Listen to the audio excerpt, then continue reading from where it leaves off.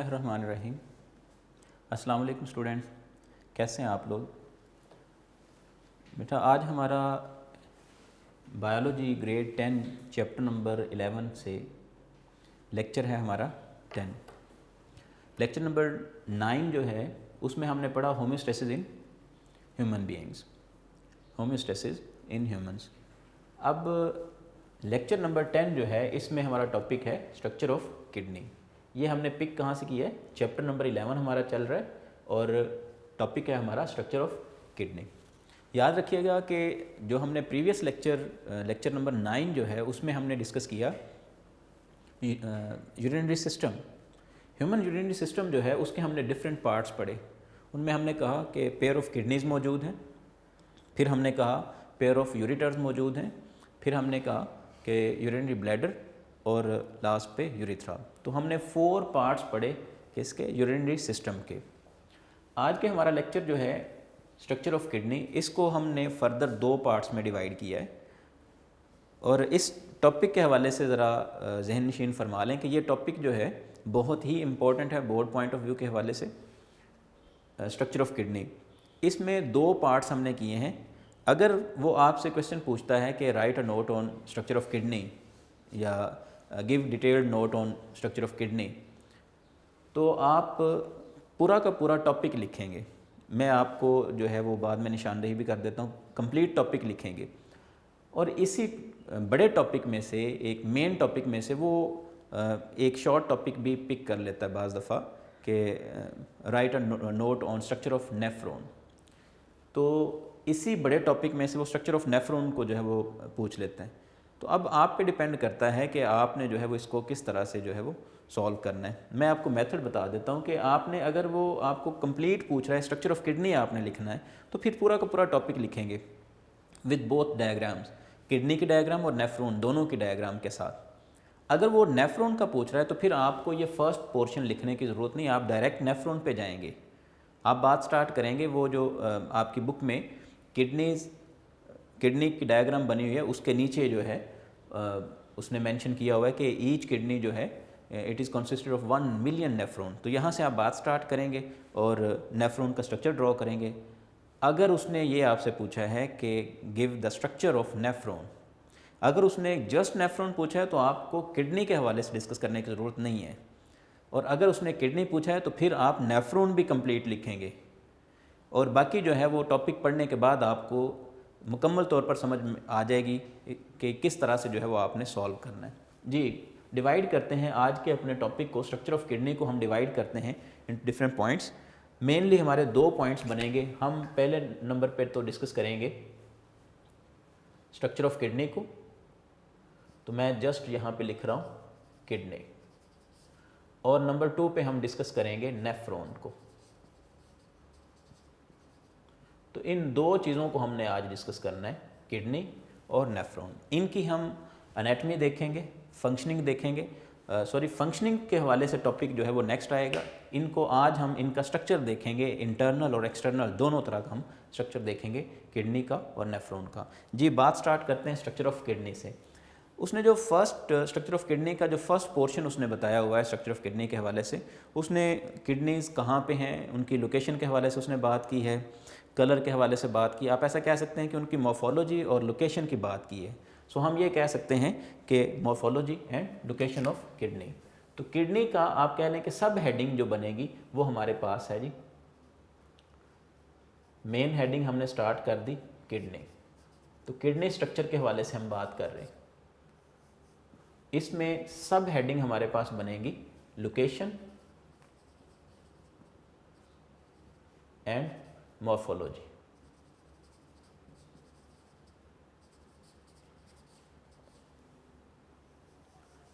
हम फर्स्टली जो है वो किडनी की मॉर्फोलॉजी को डिस्कस करेंगे, लोकेशन को डिस्कस करेंगे। अब किडनीज़ जो हैं ये कहाँ पे अवेलेबल हैं? पेयर ऑफ किडनीज़ जो हैं, both kidneys left and right. जिस तरह से हमने लंग्स की बात की कि लंग्स जो हैं वो left and right both sides पे मौजूद हैं, इसी तरह से किडनीज़ जो हैं ये भी लेफ़्ट और राइट बोथ साइड्स पे मौजूद हैं। लेट्स से समझने के लिए आप कह लें कि ये हमारे पास ये वर्टिब्रल कॉलम है,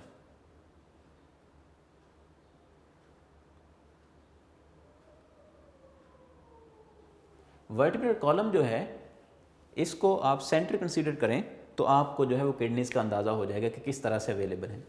अब वर्टिब्रल कॉलम जो है वो डेफिनेटली डॉर्सल साइड पे मौजूद है। एक बात जो है वो जहन नशीन फरमा लें, ये एब्डोमिनल रीजन है, एब्डोमिनल रीजन, या हम इसको वेंट्रल साइड भी बोलते हैं, वेंट्रल रीजन भी बोलते हैं, यानी कि जो हमारा फ्रंट जो साइड है इसको हम वेंट्रल साइड बोलते हैं। ये हमारी लेटरल साइड्स हैं, ये हमारी लेटरल साइड्स हैं, और ये जो हमारी बोन साइड है यानी कि बैक साइड है इसको हम बोलते हैं डॉर्सल साइड। 3 साइड्स मैंने आपको इंट्रोड्यूस करवाई। डॉर्सल साइड जिस साइड पे बैकबोन मौजूद है, एब्डोमिनल या वेंट्रल साइड फ्रंट साइड है, और ये लेटरल साइड्स हैं जी। तो मैंने अभी ये आपको बताया कि लेट्स से ये हमारी बैकबोन है या वर्टिब्रल कॉलम है। तो वर्टिब्रल कॉलम जो है इसकी दोनों साइडों पे मौजूद हैं किडनीज, एक इस साइड पे ये किडनी और दूसरा जो है वो इस साइड पे। तो ऑन बोथ साइड जो है ये 2 किडनीज मौजूद हैं। इनसे फिर इस तरह से यूरिटर निकल रहे हैं, ये यूरिटर दोनों साइडों से जो है वो इसी तरह से यूरिटर्स जो हैं वो निकलेंगे। अब ये 2 किडनीज हैं, आप ये देख रहे हैं कि किडनी की 2 साइड्स हैं। मैं एक बड़ा स्ट्रक्चर ड्रॉ कर रहा हूँ किडनी का ताकि हमें इस बात का जो है वो अंदाज़ा हो जाए कि कौन सी 2 साइड्स हैं, क्योंकि हमें ये डायग्राम फर्दर काम देगी जी। लेट्स से ये हमारे पास एक किडनी का स्ट्रक्चर है, ठीक है, ये किडनी का स्ट्रक्चर है। किडनी की 2 साइड्स हैं, एक कॉन्वेक्स साइड यानी कि ये जो बैक साइड है इसको हम कॉन्वेक्स साइड बोलते हैं, और ये है हमारे पास कंकेव साइड। आप लोगों ने फिज़िक्स में भी पढ़ा होगा या पढ़ेंगे कि 2 तरह के जो हैं वो मिरर्स हैं, 2 तरह के लेंसेज हैं, कॉन्वेक्स और कंकेव। तो ये साइड जो है इसको हम बोलते हैं कंकेव साइड, इसको हम बोल रहे हैं कंकेव, और ये जो रीजन है, ये जो बैक साइड है, इसको हम बोलते हैं कॉन्वेक्स साइड। अब लोकेशन की आपको समझ आएगी। आपके बुक में वो कह रहा है कि एब्डोमिनल कैविटी में ये किडनीज जो हैं एब्डोमिनल कैविटी में नंबर 1 पे तो ये फेस करते हैं, इनकी जो कंकेव साइड्स हैं, कंकेव साइड्स जो हैं ये कंकेव साइड है। तो कंकेव साइड जो हैं ये फेस कर रही हैं वर्टिब्रल कॉलम को, कंकेव साइड वर्टिब्रल कॉलम को जो है वो फेस कर रही हैं। इसकी भी कंकेव साइड जो है वो वर्टिब्रल कॉलम को फेस कर रही। दूसरी बात उसने ये कही है कि ये डायफ्राम के नीचे चेस्ट कैविटी या थोरेसिक कैविटी जो है यहाँ पे हमने पढ़ा कि यहाँ पे मौजूद है डायफ्राम। तो डायफ्राम जो है वो लंग्स से नीचे लेकिन किडनीज से ऊपर, तो डायफ्राम से नीचे किडनीज हैं और डायफ्राम से ऊपर लंग्स हैं। अब किडनीज जो हैं डायफ्राम से नीचे वर्टिब्रल कॉलम को फेस कर रहे हैं, उनकी कंकेव साइड जो है वर्टिब्रल कॉलम को फेस कर रही हैं दोनों साइड से। और फिर एक और बात, एब्डोमिनल कैविटी में डीप इनसाइड मौजूद हैं, यानी कि आप ये कह लें कि ये हमारा जो वेंट्रल साइड है इसमें बैक वॉल के पास यानी कि वर्टिब्रल कॉलम जो है उसके बिल्कुल पास मौजूद हैं। और याद रखना है कि ये पेयर ऑफ रिब्स से जो है इनको प्रोटेक्ट किया जाता है। ये जो लास्ट पेयर ऑफ रिब है हमारा, ये जो लेटरल साइड्स पे मौजूद हैं, तो इनके ज़रिए से इनको प्रोटेक्ट किया जाता है। ये लास्ट जो पेयर ऑफ रिब्स हैं वो इस तरह से इनके ऊपर जो है वो मौजूद हैं। ठीक हो गया जी। तो ये लोकेशन के हवाले से हमने बात की। मैं फिर से रिपीट करता हूँ कि किडनीज जो हैं उसकी जो कंकेव साइड है, पहले तो मैंने आपको समझा दिया कि कंकेव साइड कौन सी है और कन्वेक्स साइड कौन सी है। तो कंकेव साइड जो है ये फेस करती है वर्टिब्रल कॉलम को। तो वर्टिब्रल कॉलम जो है वो बैक वॉल के साथ, यानी कि बैक वॉल ही असल में वर्टिब्रल कॉलम के साथ। तो हमारी डॉर्सल साइड पे बैक इनसाइड एब्डोमिनल कैविटी जो है वो किडनीज मौजूद हैं डायफ्राम के नीचे। और यहाँ पे एक और बात कि जो लेफ़्ट किडनी है ये थोड़ा एलिवेटेड है, मतलब थोड़ा ऊपर की तरफ, थोड़ा हायर है as compared to right kidney. उसके बाद हम बात करते हैं, अब किडनी के फर्दर हम स्ट्रक्चर की बात करते हैं। किडनी के डिफरेंट जो हैं हम चीज़ें जो हैं उनको लेबल करते हैं कि इसका वेट कितना है, इसकी लेंथ क्या है, विड्थ क्या है, एट्सेट्रा एट्सेट्रा। इन चीज़ों की हम बात करते हैं, यानी कि अब हम लोकेशन और मॉर्फोलॉजी से आगे थोड़ा बढ़ते हैं, हम इसकी एनाटमी को चेक करने की बात करते हैं जी। तो इस डायग्राम को हम जो है वो अपने इस्तेमाल में लाते हैं इन चीज़ों को समझने के लिए। हम इसकी एनाटमी की बात करते हैं। सेकंड पॉइंट जो है वो किडनी के हवाले से इसकी एनाटमी आ गई, किडनी एनाटमी। किडनी एनाटमी में सबसे पहले तो हमें इस बात को ज़रा जहन नशीन फरमाना है कि जब हम इसका लॉन्गिट्यूडनल सेक्शन काटते हैं, ये हमारे पास है किडनी, तो हमने इसको इस तरह से लॉन्गिट्यूडनली हमने इसका सेक्शन काटना है, हमने इस तरह से इसको क्रॉस करना है। तो जब हम इस तरह से किडनी को, एक किडनी जो है लेट्स से हमारे पास इस तरह से किडनी है, तो इसको हमने दरमियान से जो है वो कट ऑफ करना है। जब हम कट ऑफ करेंगे तो अब हम ये साइड इसकी देख रहे हैं, कट ऑफ करने के बाद हम ये साइड देख रहे हैं। तो जब हम इस तरह से देखते हैं तो हमें डिफरेंट रीजन्स जो हैं वो दिखाई देते हैं जी। सबसे पहले तो इसकी ये जो कॉन्वेक्स साइड है, कॉन्वेक्स साइड जो है किडनी की, ये डार्क रेड इन कलर है। ये रीजन जो है ये डार्क रेड इन कलर है, और ये वाला रीजन जो है ये हमारे पास है, इनर रीजन जो है ये पेल रेड है, पेल रेड इन कलर। ये जब हम उसका लॉन्गिट्यूडनल सेक्शन काटते हैं तब हम बात कर रहे हैं। अब उससे पहले हम ज़रा डिस्कस कर लेते हैं कि इसका वेट क्या है ओवरऑल एक किडनी का। अगर हम इसके वेट की बात करें, किडनी वेट की, तो ये ज़रा देखिएगा, एक किडनी का weight almost 120 gram according to your book. अगर हम इसकी किडनी जो है इसकी लेंथ की बात करते हैं या हाइट की बात करते हैं, तो किडनी की जो लेंथ है ये 10 सेंटीमीटर है।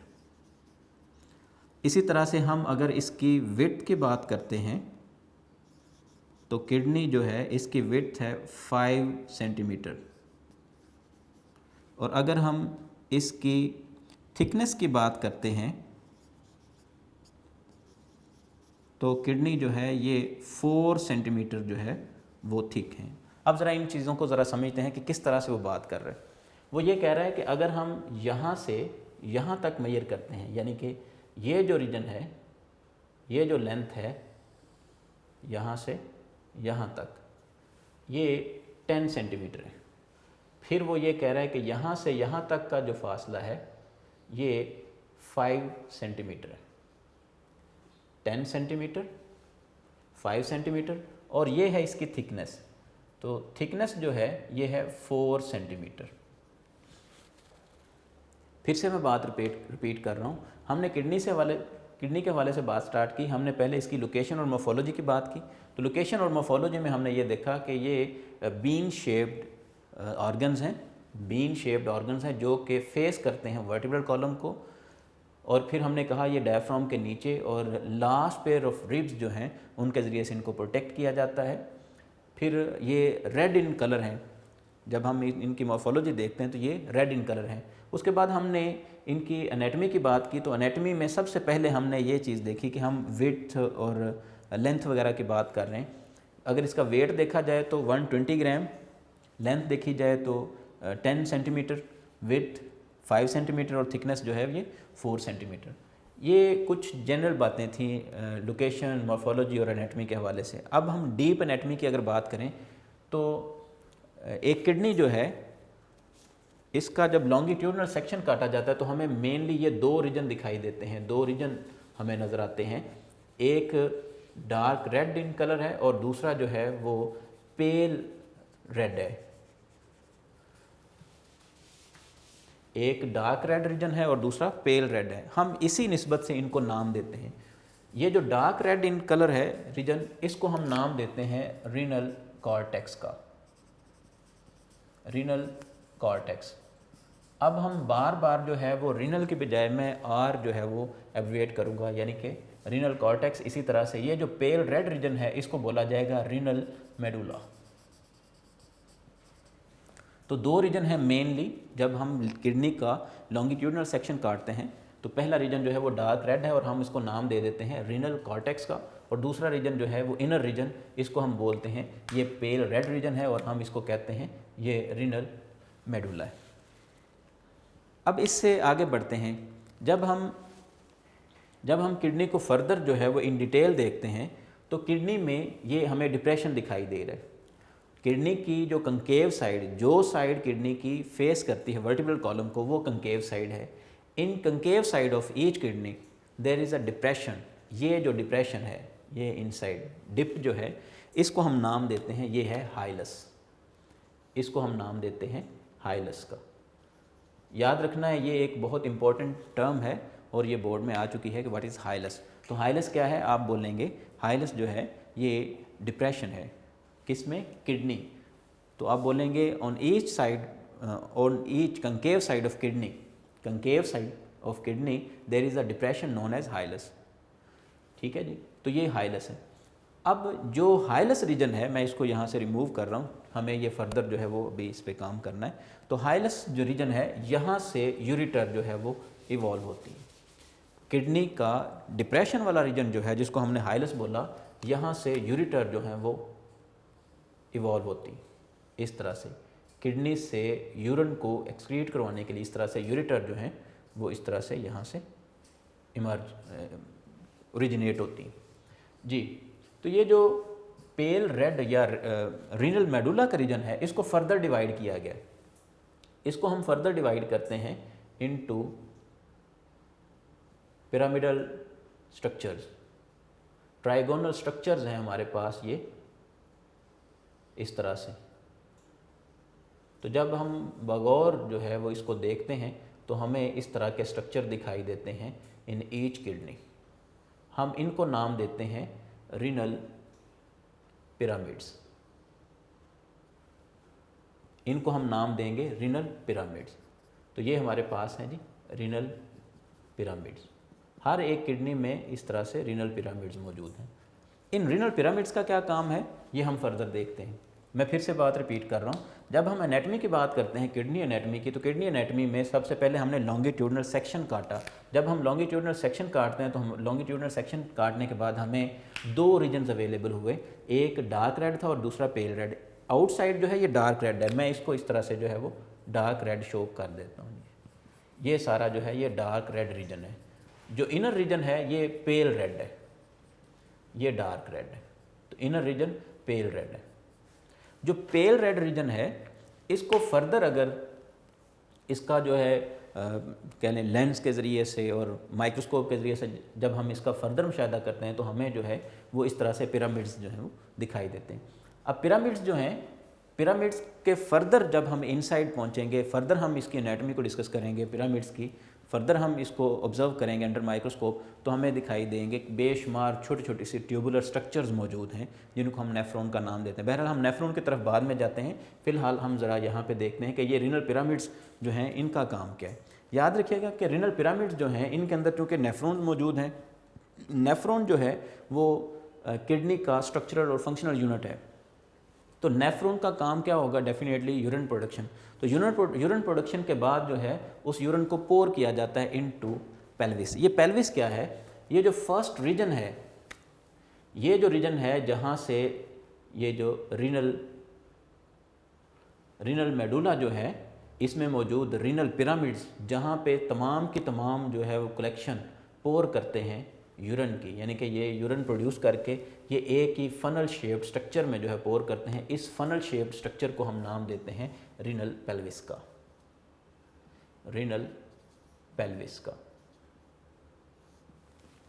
फिर से रिपीट कर रहा हूँ, तमाम के तमाम पिरामिड्स कहाँ पे मौजूद हैं, पेल रेड रीजन में, जिसको हमने बोला रीनल मेडुला। तो रीनल मेडुला जो है इसके अंदर मौजूद हैं रीनल पिरामिड्स। रीनल पिरामिड्स जो हैं इनके अंदर जितनी भी प्रोडक्शन होती है यूरिन की, यानी कि यूरिन प्रोड्यूस करते हैं और ये पोर कर देते हैं into funnel shaped structure known as pelvis. तो ये पेल्विस जो है असल में क्या है, ये यूरिटर का फर्स्ट एंड है, जहाँ से यूरिटर स्टार्ट हो रहा है। ये जो डक्ट है हम इसको बोल रहे हैं यूरिटर। तो यूरिटर का जो फर्स्ट एंड है इसको हम क्या बोल रहे हैं, रीनल पेल्विस। सो ये सारे के सारे पिरामिड्स जो हैं वो इस तरह से रीनल पेल्विस के अंदर जो है वो पोर कर दिए जाते हैं। अब यहाँ से रीनल पेल्विस जो है वो यूरिन को लेके यूरिटर और फिर फर्दर जो है यूरिनरी ब्लैडर और फिर यूरिथ्रा की तरफ लेके जाएगा। ये हमने अभी तक स्ट्रक्चर डिस्कस किया है किडनी का। अब यहाँ तक अगर ये डायग्राम जो आपकी बुक में इस तरह से उसने डायग्राम बनाई हुई लेबल की हुई है, तो इस डायग्राम तक अगर आप लिखेंगे तो ये हमारा स्ट्रक्चर हो गया, स्ट्रक्चर ऑफ किडनी। लेकिन अगर उसने स्ट्रक्चर ऑफ किडनी पूछा है तो फिर आप कंप्लीट लिखेंगे, जो हम नेक्स्ट लेक्चर को भी कंटिन्यू कर रहे हैं। इसके बाद जो है वो बात स्टार्ट कर रहा है असल में नेफ्रॉन की। अब चूंकि बात आ गई है नेफ्रॉन पे कि पिरामिड्स के अंदर जो फर्दर छोटे स्ट्रक्चर्स हैं वो नेफ्रॉन्स हैं, तो नेफ्रॉन की अगर हम बात करें, इसको भी फर्दर हम दो पार्ट्स में डिवाइड कर सकते हैं नेफ्रॉन को। जिस तरह से हमने किडनी जो है इसके लिए दो हेडिंग्स हमने बना दी, एक लोकेशन और मोर्फोलॉजी को हमने डिस्कस कर लिया और दूसरा हमने एनाटॉमी को डिस्कस कर लिया। यहाँ पे भी इसी तरह से नेफ्रॉन जो है उसको भी हम फर्दर जो है वो डिस्कस करते हैं। जी, अब हमारा सेकंड पोर्शन है, इसको हम यहाँ से स्टार्ट करते हैं। यह है हमारे पास स्ट्रक्चर ऑफ नेफ्रॉन।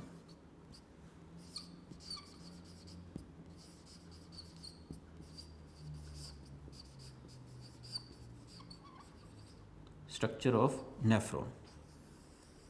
याद रखना नेफ्रॉन जो है, कुछ बच्चे यहाँ पे जो है वो एक गलती का शिकार हो जाते हैं कि नेफ्रॉन शायद एक सर ने यूनिट बोला है, नेफ्रॉन जो है स्ट्रक्चरल और फंक्शनल यूनिट ऑफ किडनी है, तो इसका मतलब है कि ये एक सेल पर मुश्तमिल है। ऐसा नहीं है। नेफ्रॉन जो है किसी भी चीज़ को जब हम स्ट्रक्चरल और फंक्शनल यूनिट का नाम देते हैं, हम स्ट्रक्चरल या फंक्शनल यूनिट कंसीडर करते हैं, इसका मतलब कतई ये नहीं होता कि वो सिर्फ और सिर्फ एक सेल पर ही मुश्तमिल है। जैसे कि हमने एल्वुलाई की बात की चैप्टर 10 में, एल्वुलस की बात की, तो एल्वुलस भी जो है वो एक सेल पर मुश्तमिल नहीं है, कई सेल्स पर मुश्तमिल हो सकते हैं।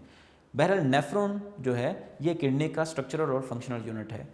अब नेफ्रॉन जो है ये फर्दर दो पार्ट्स पर मुश्तमिल है। इसके दो पार्ट्स कौन कौन से हैं? नंबर 1 पे इसका फर्स्ट पार्ट जो है उसको डिस्कस करते हैं, वो है हमारे पास first part renal corpuscle.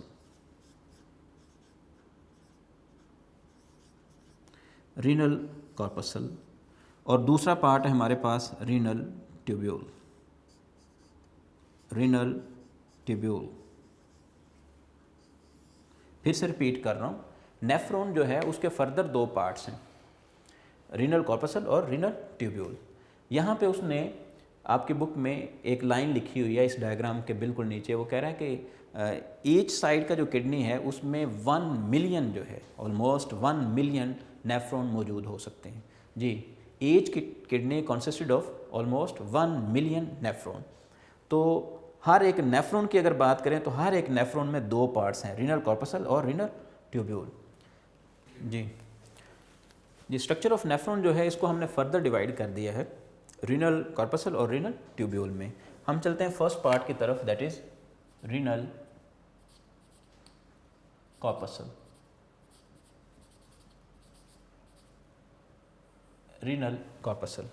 Renal corpuscle को समझना है तो हमें नेफ्रॉन जो है उसका स्ट्रक्चर ड्रॉ करना होगा। जी, लेट्स से ये हमारे पास नेफ्रॉन का स्ट्रक्चर है। नेफ्रॉन का जो फर्स्ट रीजन है, जो फर्स्ट एंड है, वो इस तरह से कप शेप्ड स्ट्रक्चर है। तो ये कप शेप्ड स्ट्रक्चर जो है ये एनक्लोज करता है कैपिलरीज के एक नेटवर्क को। जी, इस तरह से कैपिलरीज का एक नेटवर्क जो है ये लेट्स से आर्ट्रियोल है। तो आर्ट्रियोल जो है ये जैसे ही इस कप शेप्ड स्ट्रक्चर में एंटर होता है तो ये फर्दर डिवाइड होके एक नेटवर्क बना देता है कैपिलरीज का। इस तरह से ये कैपिलरीज का एक नेटवर्क है।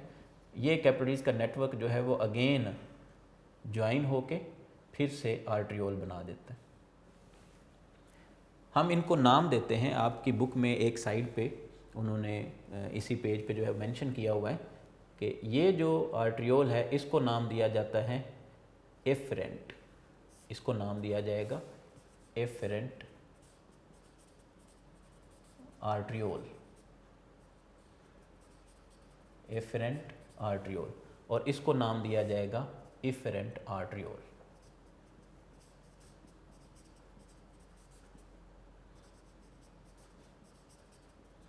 जी, इसके बाद चलते हैं, ये दो पार्ट्स मैंने अभी मेंशन किए हैं, एक ये कप शेप्ड स्ट्रक्चर और दूसरा कैपिलरीज का नेटवर्क। इनको फर्दर नाम दिए जाएंगे। जी, इसको नाम दिया जाएगा, ये जो कैपिलरीज का नेटवर्क है इसको नाम दिया जाएगा ग्लोमेरुलस। ग्लोमेरुलस। और ये जो कप शेप्ड स्ट्रक्चर है इसको नाम दिया जाता है बोमैन्स कैप्सूल।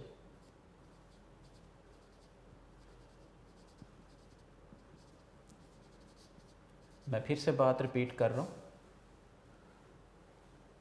Bowman's capsule. मैं फिर से बात रिपीट कर रहा हूँ, रीनल कॉर्पसल जो है इसके दो पार्ट्स हैं, नंबर 1 बोमैन्स कैप्सूल और नंबर 2 ग्लोमेरुलस। बोमैन्स कैप्सूल और ग्लोमेरुलस। जी, रीनल कॉर्पसल के दो पार्ट्स, बोमैन कैप्सूल और ग्लोमेरुलस। इसके बाद सेकंड पार्ट स्टार्ट होगा रीनल ट्यूब्यूल्स का। हमने स्ट्रक्चर ऑफ नेफ्रॉन जो है, नेफ्रॉन जो है इसको हमने दो पार्ट्स में डिवाइड किया, रीनल कॉर्पसल में और रीनल ट्यूब्यूल में।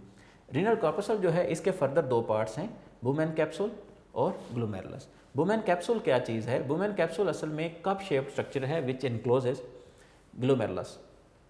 ग्लोमेरुलस असल में क्या है? ये नेटवर्क ऑफ कैपिलरीज है। जब यहाँ पे मैंने आपको समझाने के लिए बड़ा सिंपल सा स्ट्रक्चर ड्रॉ किया है, अगर आप अपनी बुक पे नोट फरमाएं तो बुक पे उसने आर्टरी और एक वीन और एक आर्टरी जो है वो जिसको हम बोलते हैं रीनल आर्टरी और रीनल वीन, वो भी यहाँ पे शो की हुई है।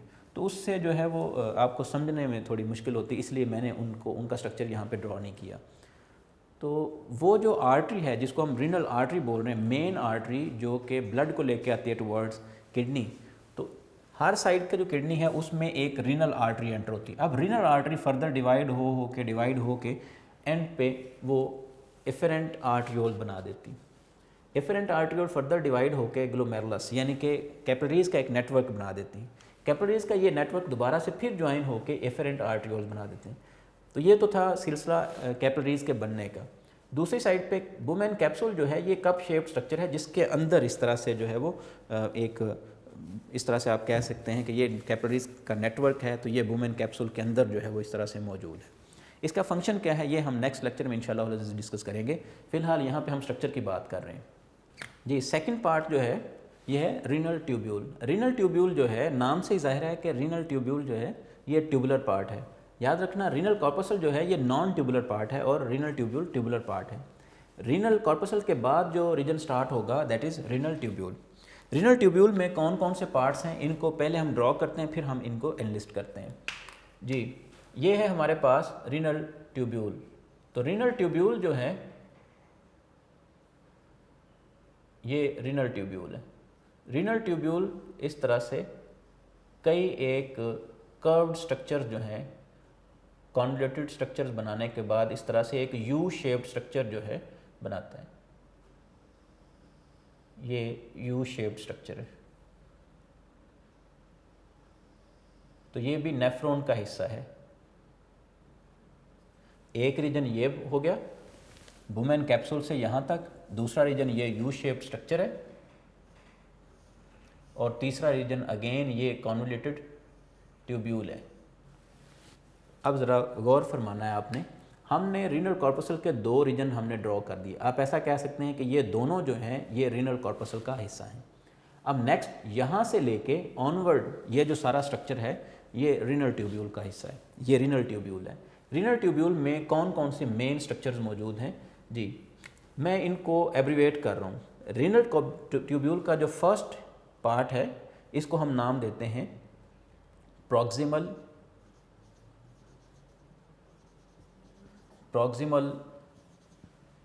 Convoluted tubule. Proximal convoluted tubule. Second region जो है, ये जो रीजन है इसको हमने बोला है प्रॉक्सिमल, मैं इसको एब्रीवेट कर रहा हूँ प्रॉक्सिमल कॉन्वोल्यूटेड ट्यूब्यूल। इसी तरह से सेकेंड रीजन जो है ये है हमारे पास यू शेप्ड स्ट्रक्चर है, इसको हम बोलते हैं loop of Henle. Loop of Henle. जी, ये सेकेंड रीजन है। इसके बाद थर्ड रीजन मैं उसको फर्स्ट रीजन के साथ ही जो है मेंशन कर रहा हूँ, मेंशन करना आसान हो जाएगा। ये है हमारे पास, इसको हम बोलते हैं डिस्टल कॉन्वोल्यूटेड ट्यूब्यूल, जी, डिस्टिल्ड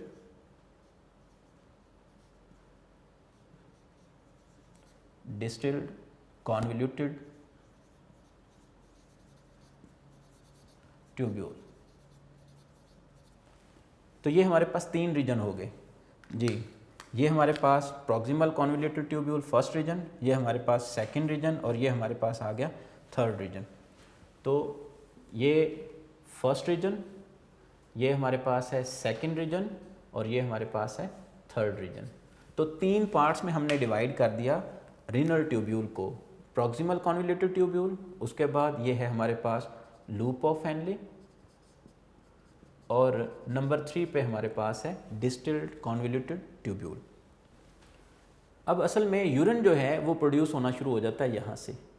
यूरिन प्रोड्यूस होता है इस तरह से, ये इन ट्यूब्यूल्स के अंदर से जो है मूव करता हुआ पहुँचता है कलेक्टिंग डक्ट्स तक। ये जो renal convoluted distilled convoluted tubule हैं, ये यूरिन को पोर करती हैं इनटू कलेक्टिंग डक्ट्स। ये है हमारे पास लेट्स से कलेक्टिंग डक्ट। तो कलेक्टिंग डक्ट जो है इसमें कई एक फर्दर जो है इस तरह से कई एक नेफ्रॉन जो है वो पोर कर रहे हैं अपनी अपनी जो प्रोडक्ट है यानी कि यूरिन। तो इसने जैसे इस कलेक्टिंग डक्ट के अंदर यूरिन को पोर किया, इसी तरह से कोई दूसरा नेफ्रॉन, तीसरा नेफ्रॉन, इसी तरह से डिफरेंट नेफ्रॉन जो हैं वो पोर करते जा रहे हैं। इसको हम नाम देते हैं कलेक्टिंग डक्ट का। ये है हमारे पास कलेक्टिंग डक्ट। कलेक्टिंग डक्ट जो है ये फर्दर जाके पोर करती हैं इनटू पेपिलरी डक्ट। तो हम इसको नाम देंगे पेपिलरी डक्ट। और पेपिलरी डक्ट जो हैं ये पोर करती हैं इनटू पेल्विस, और पेल्विस से अगेन यूरिटर। जी, मैं फिर से बात रिपीट कर रहा हूँ। स्ट्रक्चर ऑफ नेफ्रॉन के हवाले से बात करें तो बहुत सिंपल सा स्ट्रक्चर है और इसको याद करना बहुत आसान है। नेफ्रॉन जो है इसको 2 पार्ट्स में डिवाइड किया जा सकता है, एक रीनल कॉर्पसल है और दूसरा रीनल ट्यूब्यूल। रीनल कॉर्पसल जो है, renal corpuscle non tubular part है और इसमें 2 फर्दर इसके पार्ट्स हैं रीनल कॉर्पसल के।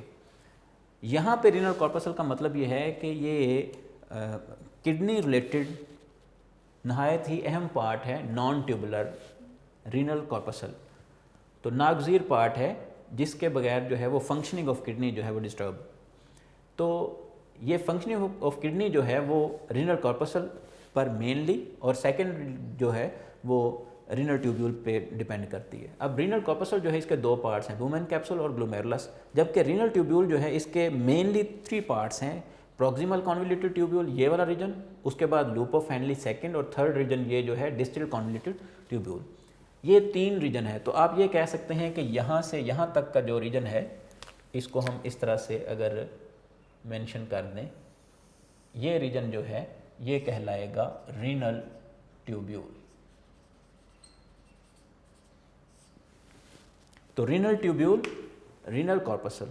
अब रीनल ट्यूब्यूल के एंड पे जाके फर्दर रीनल ट्यूब्यूल से भी बड़ी डक्ट स्टार्ट हो जाती हैं जिनको हम नाम देते हैं कलेक्टिंग डक्ट। तो रीनल ट्यूब्यूल जो है ये कनेक्टेड है विद कलेक्टिंग डक्ट्स, और कलेक्टिंग डक्ट्स जो हैं ये पोर करती हैं यूरिन को into papillary ducts. Papillary ducts जो हैं ये पोर करती हैं इनटू पेल्विस, और पेल्विस से फिर यूरिटर। तो ये आप ऐसा कह लें कि हर एक पिरामिड के अंदर नेफ्रॉन जो हैं वो यूरिन को प्रोड्यूस करके पोर कर देते हैं इनटू पेल्विस रीजन। पेल्विस से फिर यूरिटर, और यूरिटर से यूरिनरी ब्लैडर जहाँ पे आर्जी तौर पर इसको स्टोर किया जाता है। अब ये अभी हमने इस लेक्चर में स्ट्रक्चर की बात की है, फंक्शन की हमने बात नहीं की। ये बहुत ही इंपॉर्टेंट टॉपिक है स्ट्रक्चर के हवाले से। स्ट्रक्चर ऑफ किडनी अगर आए, मैं बात रिपीट कर रहा हूँ जो हमने स्टार्ट में बात की, स्ट्रक्चर ऑफ किडनी अगर आए आपको टॉपिक, वो कहता है कि write a note on structure of kidney, तो आपने जितनी भी हमने आज डिस्कशन की है इस लेक्चर में, लेक्चर नंबर 10 जो है ये आपने कंप्लीट जो है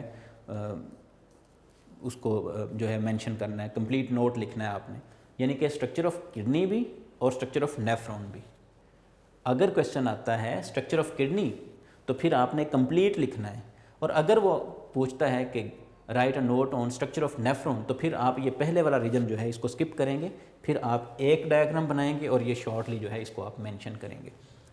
जी, तो एंड पे बेटा ये बार बार मैं बता चुका हूँ, बहुत इंपॉर्टेंट टर्म्स हैं यहाँ पे। चंद एक टर्म जो है वो मैं वर्बली बोल देता हूँ, जैसे कि किडनी के हवाले से ये चंद एक पॉइंट्स हैं, MCQs में पूछे जा सकते हैं। वेट क्या है, लेंथ क्या है, विड्थ क्या है, थिकनेस क्या है।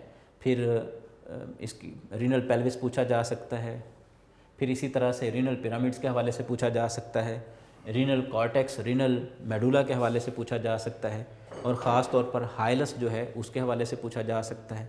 फिर इसी तरह से रीनल ट्यूब्यूल के जो हैं वो डिफरेंट पार्ट्स के बारे में पूछा जा सकता है। रीनल कॉर्पसल जो है इसके डिफरेंट पार्ट्स के बारे में पूछा जा सकता है। तो कई एक शॉर्ट क्वेश्चन बन रहे हैं। और इसी तरह से डायग्राम्स जो हैं बहुत इंपॉर्टेंट हैं। बायोलॉजी में विदाउट डायग्राम जो है वो आपको मार्क्स नहीं मिलते। डायग्राम अगर एक क्वेश्चन जो है वो 4 मार्क्स का है तो ऑलमोस्ट 1 मार्क का जो है वो डायग्राम होती है। तो इसलिए आपको जो है वो डायग्राम्स के हवाले से भी जो है फोकस करना चाहिए। तो आपके पास अभी मौका है, आप डायग्राम जो है उनकी प्रैक्टिस करें। एग्ज़ाम से पहले पहले आप जितनी ज़्यादा प्रैक्टिस करेंगे उतनी परफेक्शन आती जाएगी। आप बार बार डायग्राम को जो है वो ड्रॉ करें। तो इस आज के लेक्चर में 2 बहुत इंपॉर्टेंट डायग्राम्स हैं। एक किडनी का स्ट्रक्चर है और दूसरा जो है वो नेफ्रॉन का स्ट्रक्चर है। एंड पे एक आपको नसीहत करना चाहूँगा लेक्चर के एंड पे कि प्रीवियस लेक्चर में हमने 2 लेक्चर में मैंने आपको विद एग्जांपल समझाया कि अदब क्या है, रिस्पेक्ट क्या है। आज के लेक्चर में एट द एंड मैं आपको एक नसीहत करना चाहूँगा कि बेटा आप कंजम्पशन जो है वाटर की उसको मिनिमाइज़ करें। हदीस मुबारका का मफ़हूम है कि अगर कोई शख्स जो है वो नदी के किनारे हो, अगर नहर के किनारे भी हो, दरिया के किनारे हो, तो तब भी जो है वो वाटर के जो मिस यूज़ है, कंजम्पशन है, उसको मिनिमाइज़ करे। पानी का जो इस्तेमाल है उसको कम से कम करे। आप सल्लल्लाहु अलैहि वसल्लम से पूछा गया कि क्या कोई शख्स जो है वो दरिया के किनारे पे हो तो तब भी पानी का इसराफ़ होगा? तो आप सल्लल्लाहु अलैहि वसल्लम ने फरमाया जी, यानी कि पानी जो है उसको जो है वो कम से कम इस्तेमाल करना है। आप लोग 10th के स्टूडेंट्स हैं बेटा, आप केमिस्ट्री के चैप्टर्स में जाके पढ़ेंगे। वाटर का आपका एक चैप्टर है केमिस्ट्री का, उसमें भी इस हवाले से जो है वो बहुत अवेयरनेस दी गई है। तो वहाँ पे जाके आप पढ़ेंगे कि हमारे जो इस्तेमाल का पानी वो तो बहुत कम है। 97% वाटर जो है वो तो ओशनिक है। फिर जो बाकी 3% है उसमें से 2.1% जो है वो ग्लेशियर्स वगैरह हैं। तो बाकी जो हमारे पास बचा है 0.9%, उसमें भी कुछ ये क्लाउड्स वगैरह हैं, ठीक है, उसमें से भी फिर बहुत सारी दूसरे फ्रैक्शंस निकल जाते हैं। तो हमारे इस्तेमाल का जो पानी है वो जस्ट 0.2% के अराउंड अबाउट है। तो इतना कम पानी है हमारे इस्तेमाल के लिए। तो पानी की कंजम्पशन जो है उसको मिनिमाइज़ करें। जितना कम आप इस्तेमाल करेंगे, इसके बारे में भी सवाल किया जा सकता है, इसके बारे में भी यकीनन अल्लाह ताला सवाल करेंगे। ये भी नेमत का जो इसराफ़ है इसके बारे में पूछा जाएगा। सूरह मुल्क पारा 29 है हमारा, कुरान मजीद का पारा जो है वो 29, और सूरह मुल्क जो है फर्स्ट सूरत जो है उसके आखिरी आयत में अल्लाह ताला सवाल करते हैं, कुल अरायतुम इन अस्बह माउकुम गौरन फमय्यातिकुम बिमाइन माइन, कि कौन तुम्हारा मुआवन मददगार होगा अगर ये जो ज़मीन का जो पानी है इसको खुश्क कर दे। यानी कि अल्लाह ताला ने, मैंने इस आयत का मफ़हूम आपको बताया है कि अल्लाह ताला इस आयत में ये सवाल कर रहे हैं कि अगर इंसान के लिए जो पानी है इसको खुदा ताला उसके इस्तेमाल से हटा लें, यानी कि इसको ज़मीन जो है वो जज़ब कर ले, तो कौन है जो मुआवन मददगार हो जो तुम्हें साफ़ पानी मुहैया करे। तो आप ख़ुद अंदाज़ा लगाएं कि पानी की किस कदर अहमियत है कि खुदा ताला ने बेशुमार मकामात पर जो है वो इसकी पानी की अहमियत के हवाले से जो है वो हमें बताया है। तो लिहाजा पानी को जो है वो जितना कम इस्तेमाल करें, जितना भी हो सके कम इस्तेमाल करें। ये नहीं कि बिल्कुल भी इस्तेमाल नहीं करें, कम से कम इस्तेमाल करें। और कुछ ऐसे एरियाज़ भी हैं दुनिया में जहाँ पे जो है वो पानी जो है वो साफ़ पानी अवेलेबल नहीं है। तो आप अल्लाह ताला का एक तो शुक्र अदा करें और दूसरा जो है पानी को कम से कम इस्तेमाल करें और इसराफ़ से बचें। वस्सलाम, खुदा हाफिज़।